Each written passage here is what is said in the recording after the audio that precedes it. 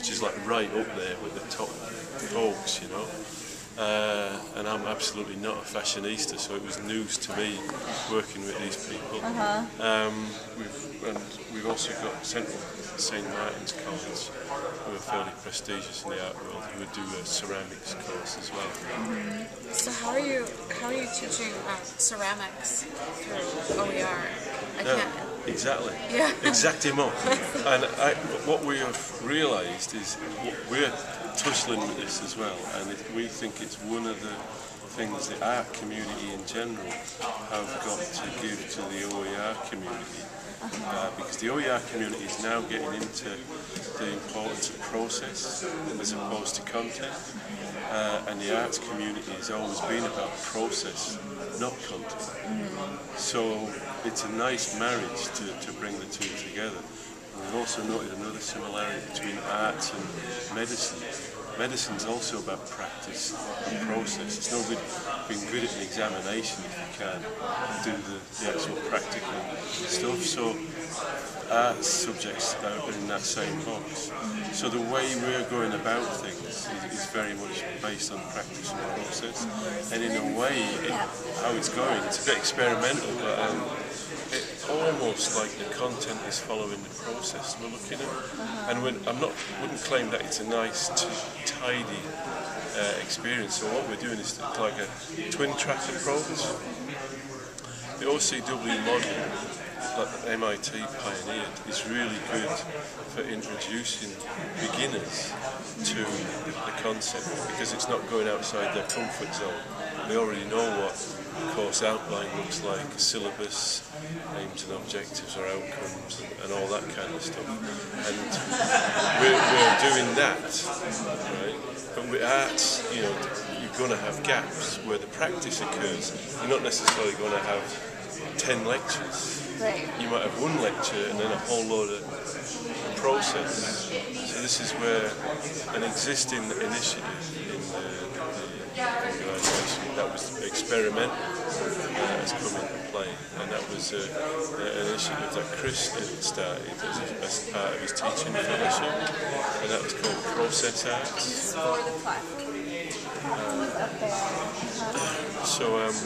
And that provided a Drupal-based social networking style studio space.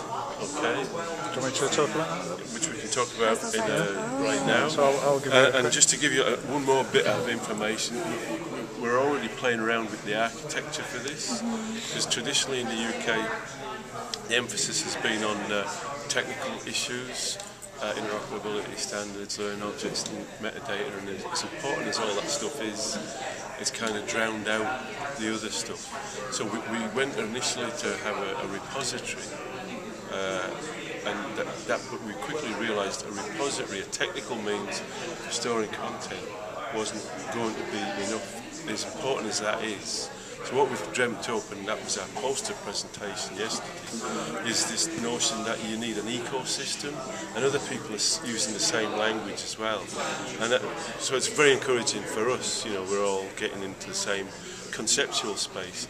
The repository is, if you like, the back office, where long-term stuff is stored, but the more ephemeral process stuff needs to happen in a social layer around the repository, and then you can migrate stuff when it suits you in a format that suits you, possibly after you've made sense of the process. So it's like a knowledge capture and management issue we're looking at, into the repository for long-term access, which in turn can be resurfaced in the social layer.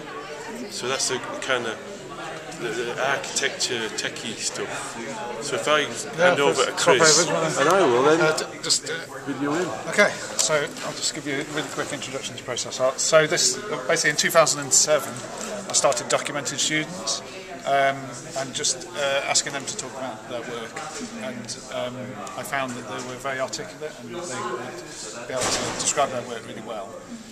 And that actually became quite useful, and the university started using it for promotional purposes.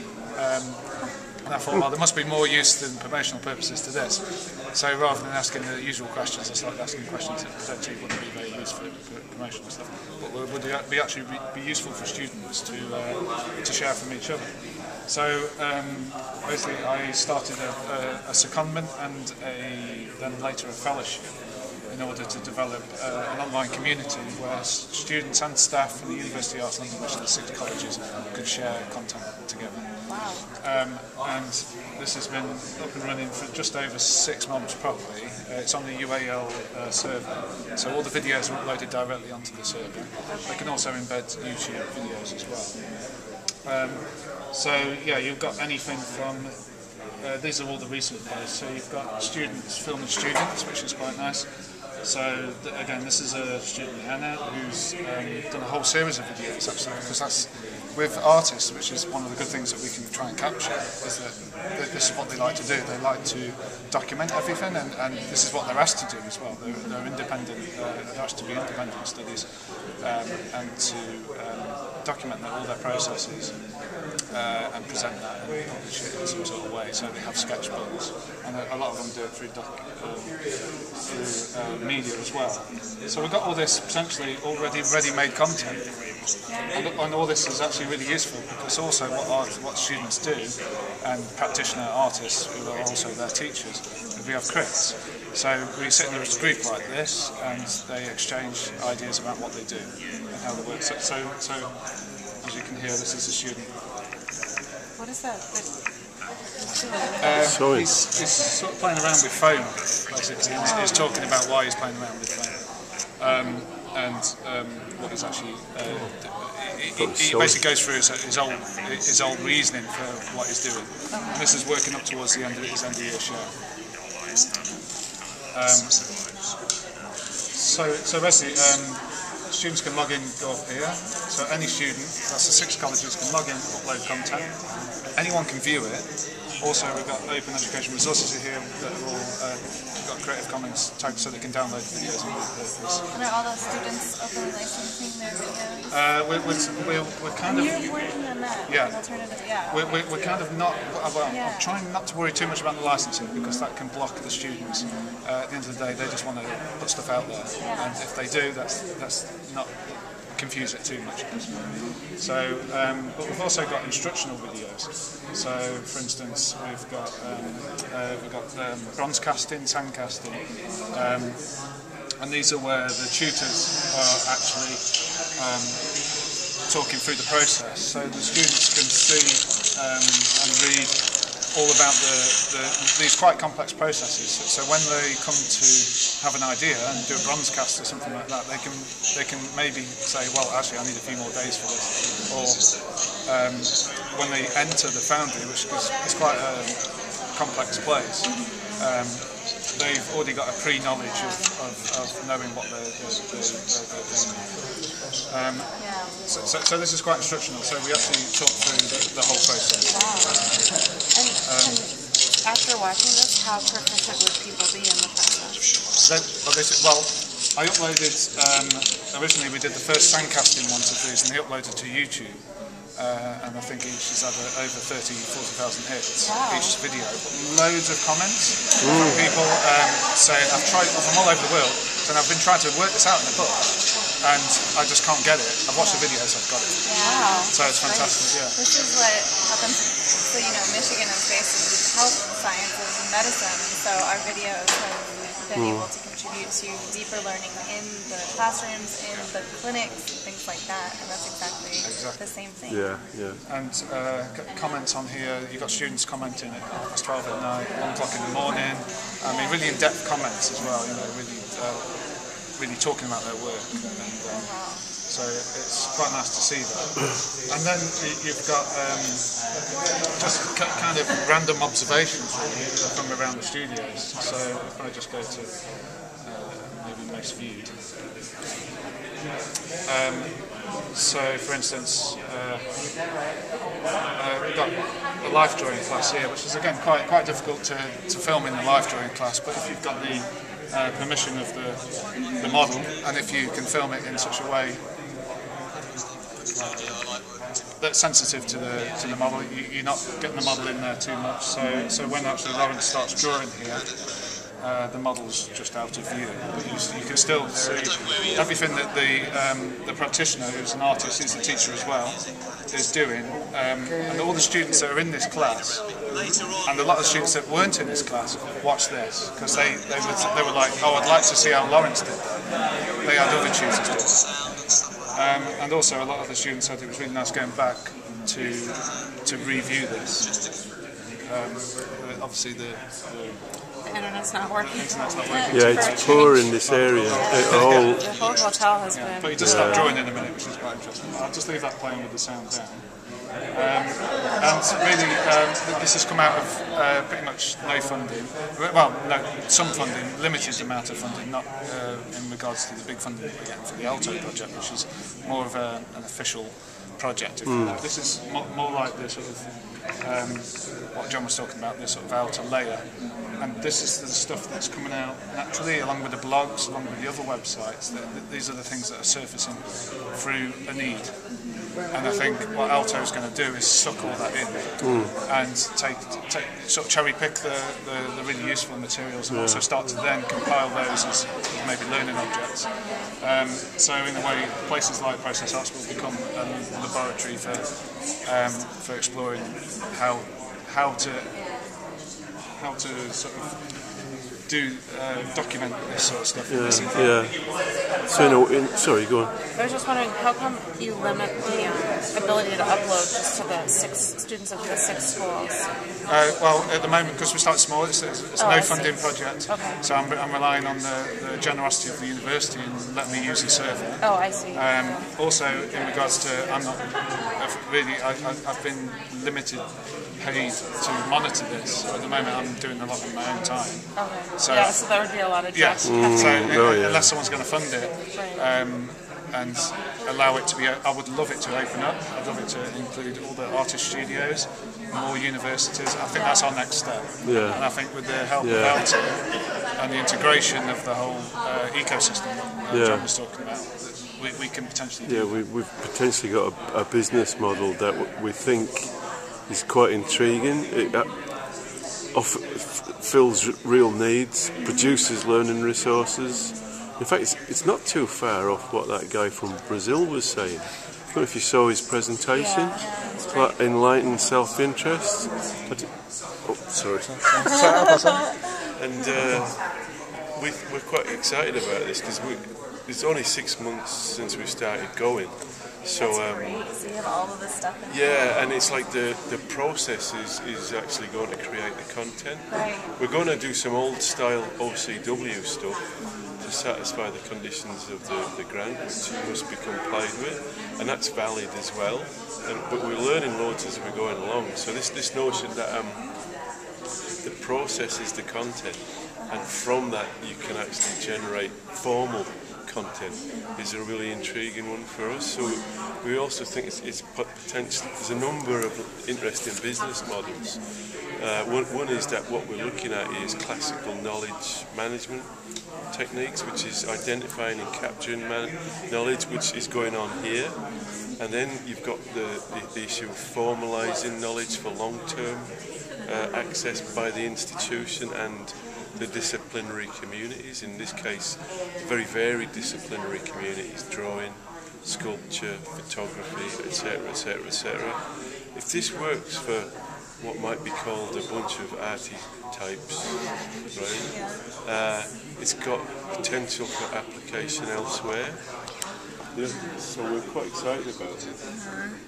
Yeah, this is really cool. So this is something where students upload the videos that they've taken, and then they can also upload documents or other things. Yeah, students and staff. People, so students and staff can upload together and comment on each other's. So they're kind of co-creating. They can kind of co-create a page or a resource page in a way, right? And then it's quite egalitarian in this sense. So the division between instructor and student is kind of blurred. Okay. And we're really lucky in that we tapped into a natural demand. In a way that we're servicing an existing community of practice. We're not trying to invent a community of practice to satisfy the project. So it's great. And this is due. Process Arts is due to go through along with the ALTO project. This is going to have a revamp because this has been developed, but like I say, it was on a low budget. So we're hopefully going to revamp it and add more functionality. And, we've been looking at projects like yourself, right. the OER bit, and so they're all part of that. Looking into more functionality and stuff, but this kind of works. So it's almost like why mess with what works already? And the ability to learn from what works. Often in institutions, well, sometimes in institutions, good things disappear because they're not noticed. Right. And what's become clear from the discussions at this meeting is there's an important political function in institutions to bring this kind of stuff to people's notice. Now, we're in a great position because we can say, well, actually, the folks at MIT are talking about this.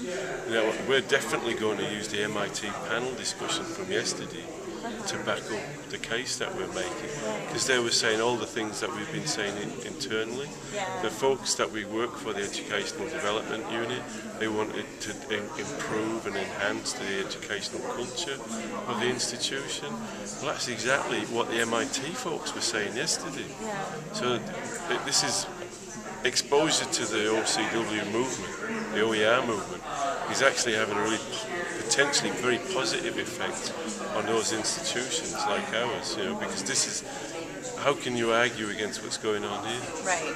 Well, what you're doing is not just taking materials that are static and that have been created from a professional point of view and then putting them out there for other people to use that are not very interactive. You're actually, like you said, you have a community of practitioners who are co-creating these resources together and actually using them. Yeah, I think the important thing is that it's quite random and it's quite open to failure, and that you can actually put something up that actually maybe won't that's not going to be judged, and that potentially could be hit or miss. Right, and then from that you can call the resources that you want to It's like the first draft. It's like in art, there's a sketchbook. So these, in some ways, could be sketches for larger items, but we're also encouraged that this approach is kind of satisfying some of the things Tim O'Reilly identified. So some of these are quite specific, granular things, but you can see how they link out to larger, how to draw, but you could have just one aspect of drawing that's being talked about. So it's like big, small resources potentially in the same space. And it's also all levels, so you're going from further education up to higher education to practicing artists, to also professors, and then maybe visiting artists, because we have such a thing as VLs which come in, and these are proper practitioners that they do it professionally. They're artists, professional artists, and they come in and sit with the students in their studios in this sort of environment and have one-to-ones with their students. So you are. Can you scroll up? Those are are those the disciplines that Okay, you're representing? yes. So these are sort of broken down into the categories. They're very broad categories, but there's a tagging system. So if we go to film and video, we'll have all the film and video tags that are associated with the film and video section. And it's quite general, but I think it was best to keep it general because not to tie stuff down too specific. Because I think a lot of the materials can be, the content can cross quite a few fields, and and I think the tagging system's working quite well as well. So the tagging system helps that cross-identify. And the searching system. So there's a lot of content currently on this alone, and like I say, it's still very much not in the forefront. It hasn't really been advertised. It's very much just ticking away in the background. So, but students like the beta version, people are students are going on. They're uploading content themselves without any.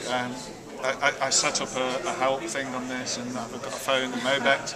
No one's called, no one's asked any questions. Good sign. They're just doing it.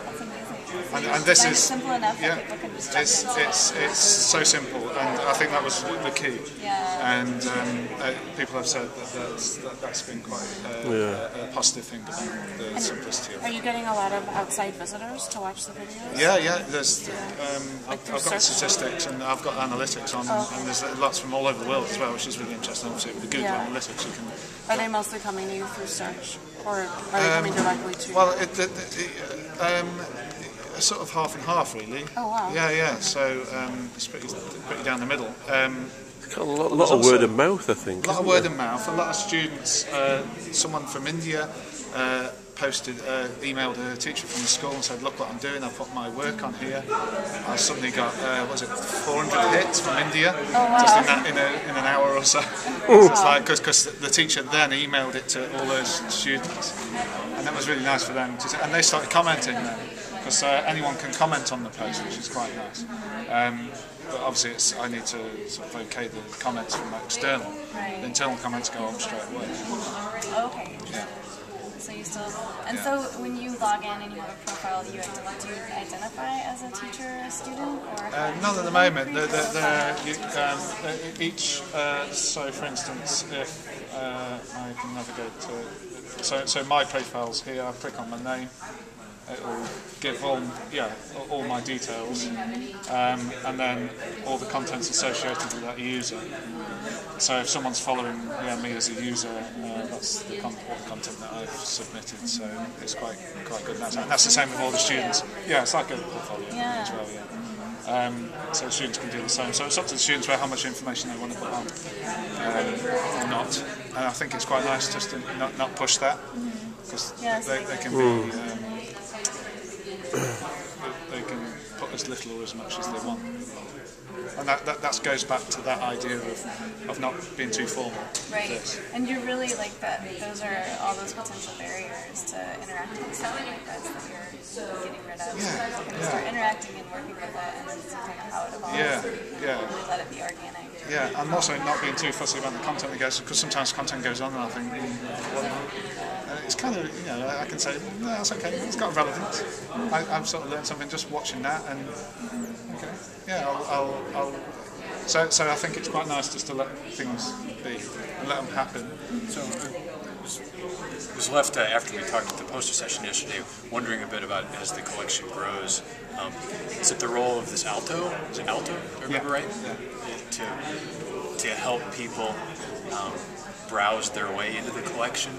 Yeah, I think that's what we're in the position of doing at the moment, in sorting out that ecosystem and sorting out the role of ALTO. I think ALTO is going to take on this sort of official university library of content, and maybe that also is where the content gets designed. So it might be that some content comes from process.arts, some content comes from the blogs, and some content comes from websites that are just generated out. Because from what I've understood, what's here, it's a repository, and if you know the term that you're looking for, you can enter it, you can find it through your search. But in terms of sort of just browsing the collection, that's. There's a taxonomy at the top. This is very browsable. You can. I think that's what's quite nice about this, is you can just browse with it. You can browse through the tags, browse through the categories. So you could just go straight to what you want to find out. So you want to go sculpture, you just go to that. They're quite. So it does encourage that, and I think a lot of people just do sort of browse through really. And I think that's part of the intriguing thing of this, is that a lot of the content is actually just quite interesting. It's not even if you're not interested. I think the important thing to keep reminding ourselves: this isn't a finished system. This is a short 6-month byproduct, and what we can already identify a number of these things that would make it easier. Browse, and we might be able to do this already, but just from the nature, you're learning a whole bunch about just what the nature of the content be and how people use it. Well, I think also this approach means that you learn about your users and community without imposing constraints on them. And we've come across a nice word that sums this up, and it's called the principle of conviviality. Conviviality. By Ivan Illich from way back. He's like a philosopher, educationalist, and also. So like conviviality means, but it's not. It sounds fancier than it is. It means you can get on with each other, but you don't tell each other what to do. Like in Spain, they had the convivencia, where the principal three religions lived in kind of peace. Oh, yeah. You know, that you had the Muslims, the Jews, and the Christians, and that period was actually under Islamic rule, which is interesting. But that conviviality has got a very good badge for our approach. So we build on what people are doing. We don't impose limits on them as much as possible. So, like for instance, what I was going to say is, if we haven't got it already, the ability to browse by recently added, by date. You know, we can see how the system can build and build. I think one of the challenges that we've got is to integrate this approach, this bottom-up approach, with longer-term formal structures for knowledge management, like the dreaded metadata. Like, how does this fit with, or should it fit with learning objects, taxonomies, formalised vocabularies and all the rest of it? And I think the answer is we've got to find a bridge to go into the back-end repository for long-term use. And it's like a sociologist who got this phrase, it's a living laboratory, because people have tried to do this and failed in the last 10 years. So, and it's what people here seem to be saying, like Vijay Kumar, it's like you work with people, not against them. You know, so this is the way we think to go.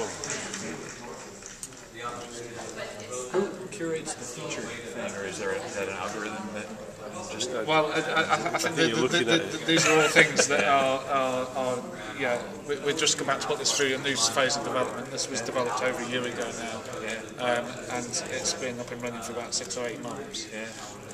But it was done on a shoestring, so we're looking at really getting it souped up and fancy it again. So in regards to the featured, I'm just featuring as and when. You're the algorithm. Really, This looks cool. Yeah. Well, it's a bit like staff picks on Apple. But at least just taking a moment to do that can add a huge value to somebody who doesn't know the collection as well as. Well, and one of the things that is interesting about this, because it's a bit rough and ready, it's got authenticity. And authenticity, I think, in a lot of subjects is quite important. And one of the things that have been discussed at these meetings today is the barrier of people thinking my stuff isn't going to be good enough. And if they see stuff which is good, but not highly polished, high production values, but is still useful, by example, the threshold is being lowered all the time. So, and of course, artists kind of traditionally have got that thing where some of their stuff they're quite happy to put out into the world. And if it's under their control, then it's de facto just out there. So there's a whole load of cultural stuff going on here that we're only just kind of decoding after doing it, if you know what I mean, rather than having a big plan. I have to hand this back to you. I'm going to interview someone. So Sure. This is really interesting. Maybe we can find time to talk. Yeah, shall I just stop? Tomorrow. Yeah, definitely.